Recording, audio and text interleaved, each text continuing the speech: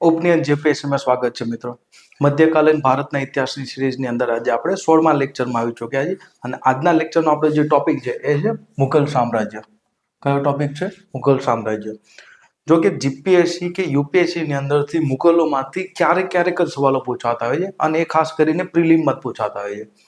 તો અહીંયા આપણો પર્પઝ એ રહેશે કે હું મુઘલ ઉપર તમને ડિટેલમાં ભણાવવાનો પ્રયત્ન નહીં કરું, તમને ટૂંકમાં ભણાવવાનો પ્રયત્ન કરીશ, જેથી કરીને આપણે એક્ઝામમાં જેટલું વસ્તુ કામમાં આવે એટલું આપણે સમજી અને ભણી શકીએ. પડી સમજ? તો સૌથી પહેલાં તો બેઝિક વસ્તુ કરાવી દઉં કે ભાઈ મધ્ય એશિયાની અંદર મંગોલ શક્તિ પાવરફુલ હતી. કોણ હતા? મંગોલ શક્તિ. જોકે આ જે મંગોલ હતા એ લોકોની મેઇન ભાષા હતી ચતકાઈ તુર્ક. કઈ ભાષા હતી? ચતકાઈ તુર્ક. એટલે ચતકાઈ તુર્ક ભાષાની અંદર એ લોકોને આપણે કહેતા મંગોલો. પણ જ્યારે મુઘલો ભારત તરફ આવે છે ત્યારે એ પોતાની ભાષાને ફારસી કરે છે. કઈ ભાષા કરે છે? ફારસી. એટલે ફારસી ભાષાને લીધે આપણે એને મુઘલ કહીએ છીએ, યા તો મુઘલ. પડી સમજ? તો જે મુઘલ યા મુઘલ શબ્દ છે એ ક્યાંથી આવે છે? તો ભાઈ ફારસી ભાષામાંથી. ક્યાંથી આવે છે? ફારસી ભાષામાંથી. પડી સમજ? હવે એક શબ્દ સમજો ધ્યાનથી કે 15મી સદીની અંદર દુનિયામાં મોટા મોટા 3 થી 4 જેટલા મુસ્લિમ સામ્રાજ્ય હતા. એક બેનું હતું આજનું જે તુર્કી વિસ્તાર છે તે ક્ષેત્ર, જેને આપણે કહીએ ઓટોમન સામ્રાજ્ય. ત્યાંના જે રૂલર હતા, જેનો શાસક હતો, એને કહેતા ખલીફા. શું કહેતા? ખલીફા. બીજી રીતના જે મધ્ય એશિયામાં જોશું તો ત્યાં જે ઉઝબેક લોકો હતા, જે તૈમૂરના વંશજો હતા, તો તૈમૂરના જે વંશજો હતા એ શાસક તરીકે જ્યારે પાવરમાં આવતા તો એ લોકો ટાઇટલ લગાવતા કયું? મિર્ઝા. કયું ટાઇટલ લગાવતા? મિર્ઝા. પડી સમજ? અને જે ત્યાં ઉઝબેક એક જાતિ હતી એ લોકો શું કરતા કે નામની આગળ ખા લગાવતા. શું ટાઇટલ લગાવતા? ખા. પડી સમજ?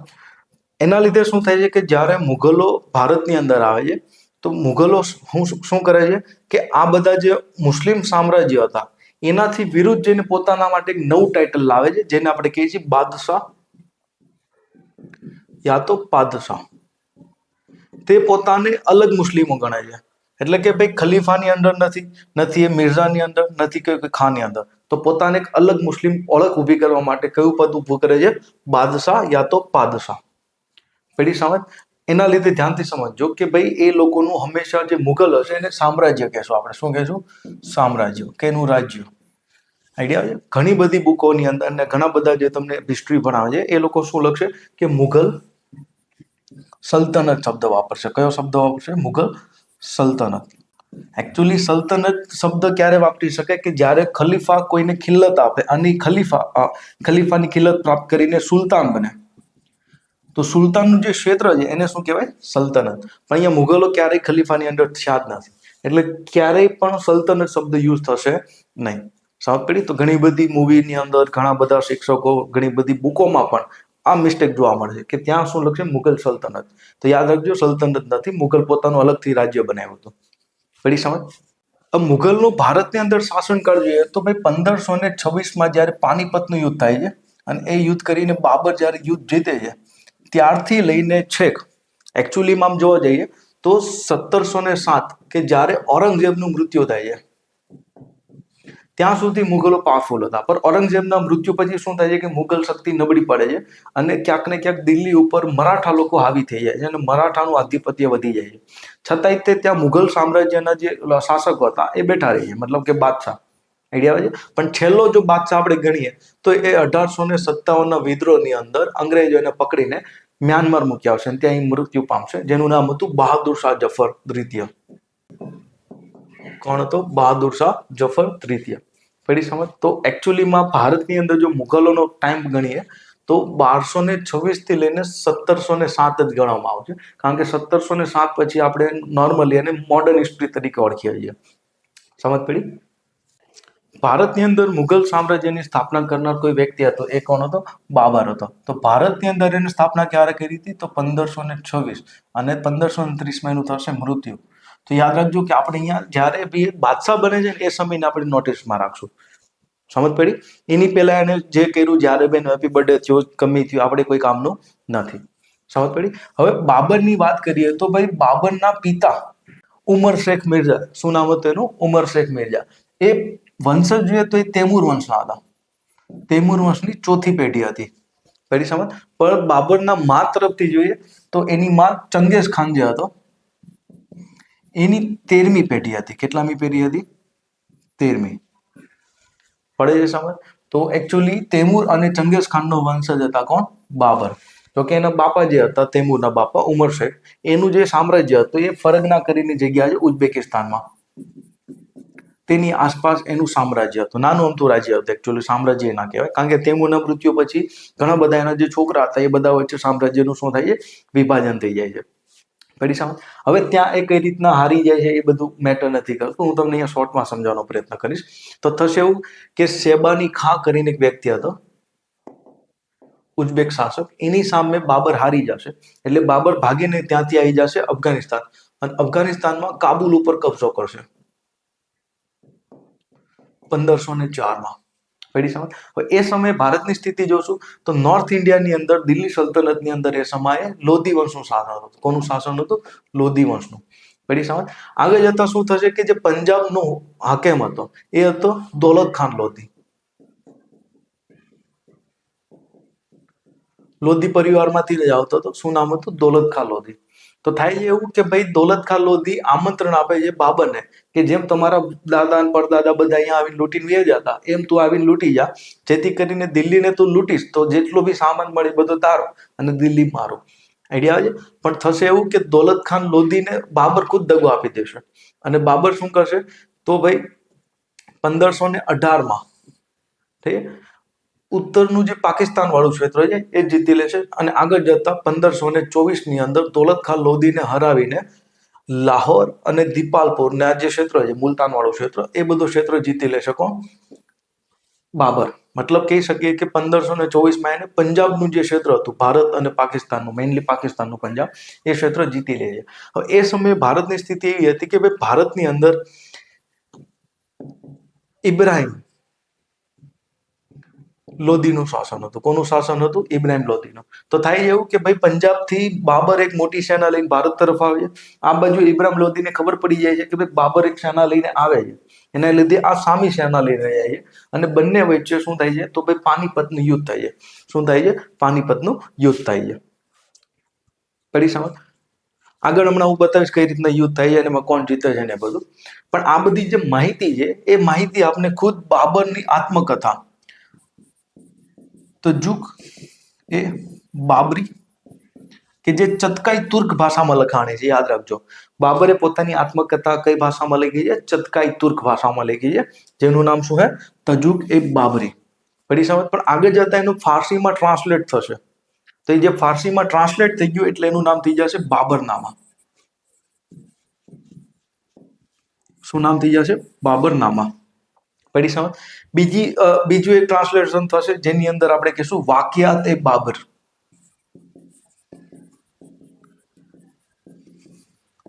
વાકિયાત એ બાબર મતલબ કે બાબરની કે ને યાદ સ્મૃતિઓ ને બધું. પડી સમજ. તો ઓરિજિનલ નામ શું હોય? તજુક એ બાબરી. બાકી આ બધા એના બીજા નામ છે ટ્રાન્સલેટ થયા પછીના. તો અહીંથી આપણે બધી બાબર માહિતી આવે છે પોતાની આત્મકથાની અંદર. હવે ઓબ્વિયસલી ભાઈ તમે કે હું આત્મકથા લખીશ તો હું મારા કે તમે તમારા ગુણગાન કરશો. પડી સમજ. તો આ ગુણગાન આપણે પાનીપતના યુદ્ધની અંદર જોવા મળે છે. તો પહેલા સમજીએ પાનીપતનું યુદ્ધ કઈ રીતના થયું હતું. તો બાબરનામા પ્રમાણે શું થાય છે કે ભાઈ બાબર પંજાબથી 12,000ની સેના લઈને આવે છે. કેટલાની? 12,000ની સેના. અને આ વાતની જાણકારી જ્યારે ઇબ્રાહિમ લોધીને થાય છે તો દિલ્હીથી શું કરે છે? 1,00,000 લોકોની સેના લઈને એ સામે આક્રમણ મતલબ કે દિલ્હીને બચાવવા માટે સામેથી લડવા માટે જાય છે. અને આજનું જે હરિયાણા વાળું ક્ષેત્ર છે તે કુરુક્ષેત્રની પાસે કે જે પાનીપત નામની જગ્યા છે, તો ત્યાં શું થાય છે કે બંને વચ્ચે 1526ની અંદર યુદ્ધ થાય છે. તો એપ્રિલ 1526ની અંદર બંને વચ્ચે પાનીપતનું પ્રથમ યુદ્ધ થશે. હવે આ યુદ્ધની ખાસિયત શું હતી? બાબરે લખ્યું છે કે ભાઈ અમે 12,000 જ હતા, સામે 1,00,000 લોકો હતા. હવે આમાં વાર્તા એવી છે કે બાબરની સેના આ રીતના આવેલી, તમે અહીંયા ફોટામાં જોઈ શકો છો. બાબરની સેનામાં સૌથી ઇમ્પોર્ટન્ટ વસ્તુ હતું કે એની પાસે તોપો હતી. શું હતી? તોપો. એ શું કરે છે કે આ રીતના સેનાને ગોઠવી દે છે. અને એની આગળ શું કરે છે કે લાઈનની અંદર તમે અહીંયા જોઈ શકો છો આ રીતના અહીંયા તોપો ગોઠવેલી છે, સમજ પડી. અને એની બાજુમાં શું કર્યું તો અહીંયા લારી રાખી છે, લારી કે જેની ઉપર સૈનિકો ઉભા રહીને તીર ચલાવી શકે. શું ચલાવી શકે? તીર. હવે આવું શા માટે કર્યું? કારણ કે ઇબ્રાહિમ લોધીની સેનામાં મોટે ભાગે હાથીઓ હતા. શું હતા? હાથીઓ હતા. આ ફોટો જો કે એઆઈ જનરેટેડ ફોટો છે એટલે ક્લિયર નહીં દેખાય તમને. તો અહીંયા શું થશે કે એ દે ધનાધન તોપોનું ફાયરિંગ કરશે. શું કરશે? તોપોનું દે ધનાધન ફાયરિંગ કરશે કોઈ પણ ટાર્ગેટ વગર. આ જે ટેકનિક છે એને કહેવાશે તુલગમા ટેકનિક. કઈ ટેકનિક કહેવાશે? તુલગમા. મતલબ શું થયું કે ભાઈ દે ધનાધન ફાયરિંગ કરો. એના લીધે શું થયું કે જે આ સેનાની અંદર હાથીઓ હતા એ આડાવડા ભાગવા મળ્યા, પ્લસ કે આ જે સેના હતી એ પણ ભાગવા મળ્યા, આડાવડી વિખાઈ ગઈ. એનો ફાયદો ઉઠાવીને બાબર શું કરે છે કે અહીંથી એક સેનાને મોકલે છે, એ આ બાજુ ઘેરી લેશે સેનાને, અને અહીંથી એક સેનાની ટુકડી જશે એ આ બાજુથી ઘેરી લેશે, અને એક સામેથી ટુકડી લડતી હશે. પડી સમજ? તો ઇબ્રાહિમ લોધીની સેનાને ત્રણેય બાજુથી બાબરની સેના શું કરી લેશે? ઘેરી લેશે. શું કરી લેશે? ઘેરી લેશે. પડી સમજ? આ જે ટેકનિક છે એને આપણે કહીએ છીએ રૂમી પદ્ધતિ. શું કહીએ છીએ? રૂમી પદ્ધતિ અથવા તો ઉસ્માની પદ્ધતિ કહે છે. જે બાબર, એવું કહેવાય છે કે બાબર એ ઓટોમન સામ્રાજ્ય પાસેથી શીખીને આવ્યો હતો, અને એવું બી કહેવાય છે કે આ જે તોપો લાવ્યો હતો એ ઓટોમન સામ્રાજ્ય પાસેથી નથી લાવ્યો હતો. પડી સમજ? તો આ ટેકનિકથી શું થાય છે કે ભાઈ ચાલુ યુદ્ધની અંદર ઇબ્રાહિમ લોધી જે છે એનું મૃત્યુ પામે છે, જેના લીધે એની સેના શું કરી દે છે? ભાગી જાય છે અમુક સેના, અને અમુક સેના લોકો જે શું કરે? સરેન્ડર કરી દે છે.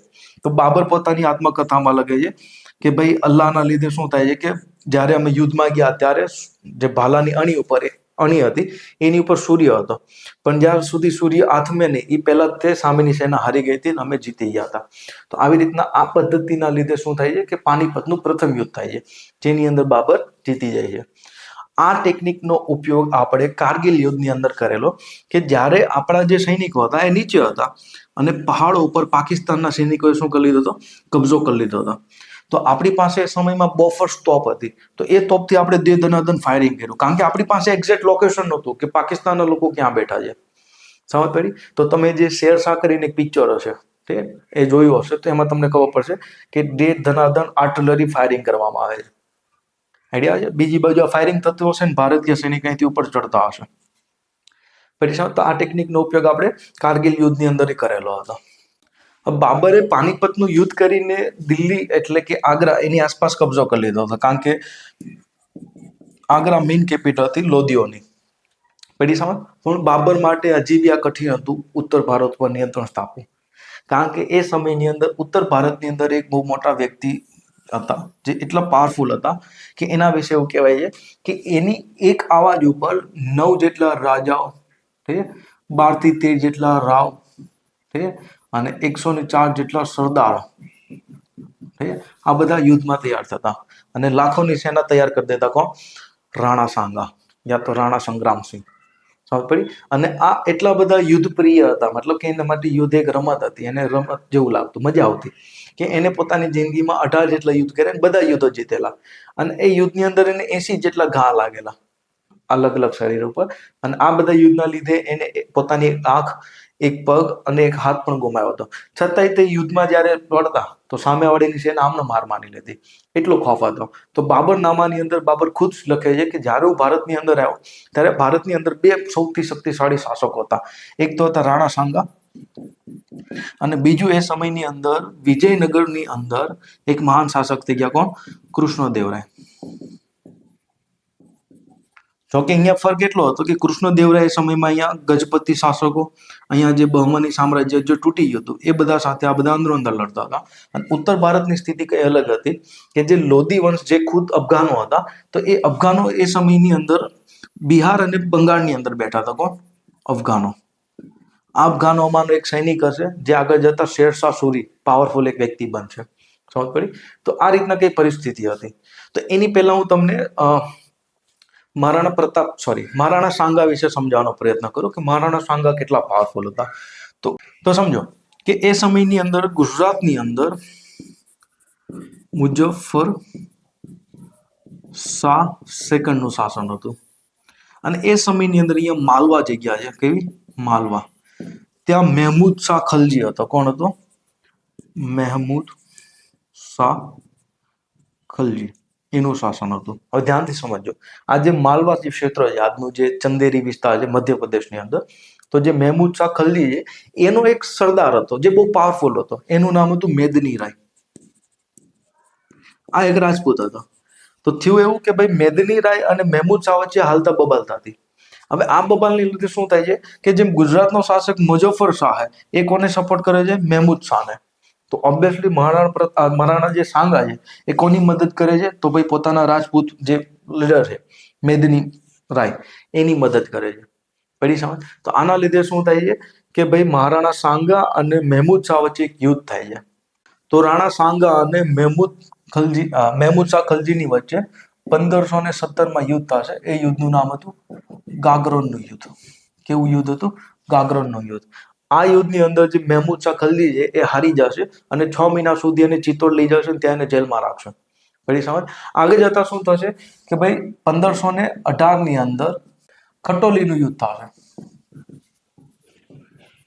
આ યુદ્ધ કોના કોના વચ્ચે થયું હતું? તો મહારાણા સાંગા અને ઇબ્રાહિમ લોધી વચ્ચે. એમાં ઇબ્રાહિમ લોધી હારી જશે. શું થશે? ઇબ્રાહિમ લોધી પણ હારી જશે. પડી સમજ? તો ઓલમોસ્ટ ઉત્તર ભારતની અંદર કોઈ પાવરફુલ વ્યક્તિ હતું, એ કોણ હતું? તો ભાઈ રાણા સાંગા યા રાણા સંગ્રામસિંહ. સમજ પડી? તો ઓબ્વિયસલી વાત છે કે ઉત્તર ભારતમાં જો ઇબ્રાહિમ લોધીને હરાયો હોય છે પાણીપતના યુદ્ધ પછી, તો ઉત્તર ભારતમાં પોતાનું નિયંત્રણ સ્થાપવું હશે તો શું કરવું પડશે? તો રાણા સાંગા સામે શું કરવું પડશે? યુદ્ધ કરવું પડશે. અને ફાઇનલી શું થાય છે કે ભાઈ 1527ની અંદર મેમાં બેટલ ઓફ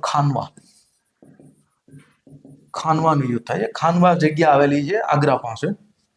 ક્યાં આવેલી છે? આગ્રા પાસે, પણ ત્યાંથી 40 કિલોમીટર દૂર છે.